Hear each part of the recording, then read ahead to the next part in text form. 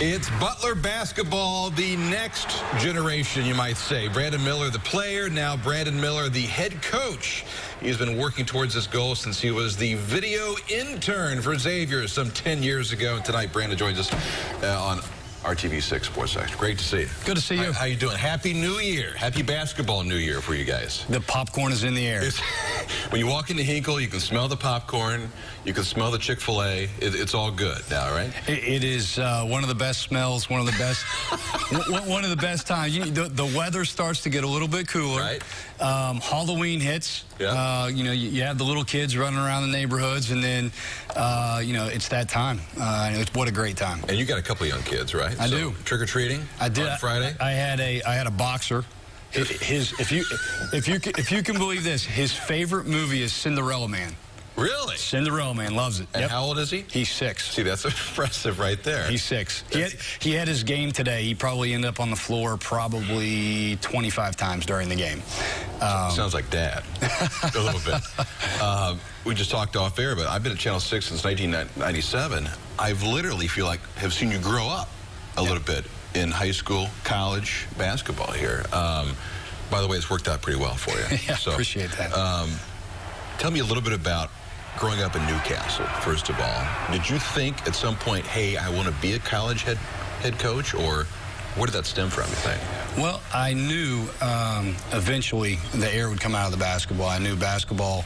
I wanted to play it as long as I could. In fact, one of my dreams was to play it and play professionally and bring home a paycheck to say, like, hey, you did it. You were a professional basketball player. And at the end of the day, I also knew that, I'm 5'11". I'm not real athletic. I only dream about dunking. I shoot layups. If I touch the backboard when I'm shooting the layup, that's a good sign. So I knew that was going to end pretty quickly. And my dad's been a coach for 39 years. And I grew up in a gym. I loved the game. And I knew that I wanted to stay within the game and coach when I was done. It wasn't easy, though. I mean, you go to Southwest Missouri State for Steve Alford. That doesn't work out. Why doesn't it work out? You know what? A lot of different reasons, but I had a great freshman season at Southwest Missouri State. I had a lot of good times. But when Coach Alford transferred, and then for a number of different circumstances, I transferred, and it couldn't have worked out any better. I was going to say, I mean, you leave Southwest Missouri State, you get involved in the Butler program, and look where it's taken you. It's really pretty remarkable. Yeah. And to be around the teammates that I was around, I mean, those are my best friends to this day, guys I keep in touch with. And then being able to play for the coaches that I played for. And, the joke is, who did you play for? All of the above. Coach Collier was the coach. Coach Barry Mott. Collier was there when you transferred. And then you go on to Thad Matta after that. And then Todd Licklider. I mean, you talk about the transition of Butler basketball. I got to see different styles. Yeah. I got to see different coaches do it in their own way. But it was all the Butler way, though, at the same time, was it not? The fundamentals stayed the same. Yeah. The program, the way we went about our business on a day-to-day approach was exactly the same. In terms of each coach bringing their own stamp, if you will, to the table, they did. And it was good for me to be around those guys and learn from them. What did you think, though, when Brad Stevens approached you? I think you were with Michael Lewis at the time and said, guys, I'm going to Boston to be the head coach of the Celtics. What did you think? It wasn't totally out of the blue when he said that he was definitely going, but it was a short amount of time when those conversations were taking place. And my first thought, what a great opportunity for Brad. My second thought was about our players. Guys that have been in the program, guys that had relationships with Coach Stevens, and, what they were going to go through when he told them. None of this is easy. We talked about moving from Southwest Missouri State back to Butler. None of this is easy because now here you are. You guys move into the Big East. You lose Roosevelt Jones. How have your guys stepped up here in the offseason, now getting ready for the season opener coming up on Saturday? Yeah, you know what? I think it starts with our trip to Australia and our 10 practices leading up to that trip. Yeah.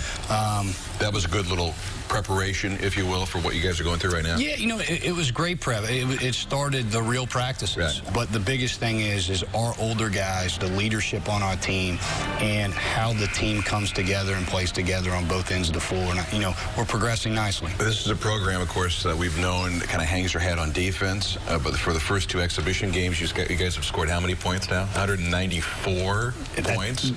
So where's this coming from? Yeah. All of a sudden. Yeah. Or does the defense need to improve? That's part of it. That's part of it. I do think we have skilled guys on our team. Yeah. We have guys that... Kellen Dunham's looked outstanding, I think, so far. Yeah. Yes, he shot the ball in, and we've made shots early on. And we've been better on the offensive side of the ball than we have the defensive side of the ball. But we've executed decently on the offensive end of the floor. We've pushed the pace. We've got up and down. And the shots have gone on. We've shot a number of free throws, especially in the second exhibition game, which has put more points on the scoreboard. And some of that's with the new rules too that they're enforcing. More of a freedom of movement rule in the NCAA. And so there's the possibility they're going to call some more fouls out there. It is, and you've heard chatter every year about, hey, they're supposed to keep the hands off the guy with the ball. Right. They're going to call more hand checks. But there's never been a year where it's been talked about as much as it's been talked about this year, and I think it's for real. Yeah. I think officials are going to stay with it for the majority of the year.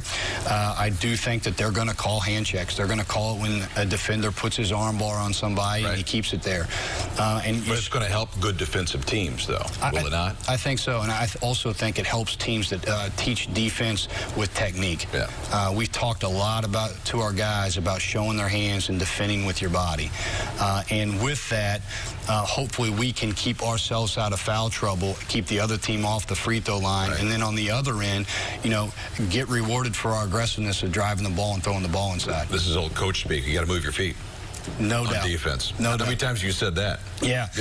I've said it a ton and wasn't very good at it as a player. Elijah Brown, real quickly, what do you have in him, do you think? He's had spurts. He's looked good so far this preseason. He has. He's been really good on the offensive end of the floor. The best thing about him is he's brought energy off the bench. Played really, really hard. He gives us a spark.